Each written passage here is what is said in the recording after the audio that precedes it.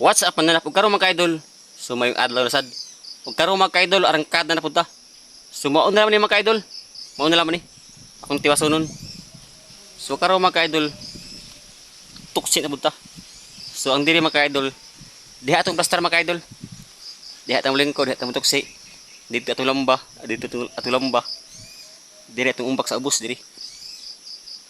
So okay kayo pagtirada. So karon bira na punta. Bira tuksi ba? So more gyud mga idol hinahinir ta. So let's go.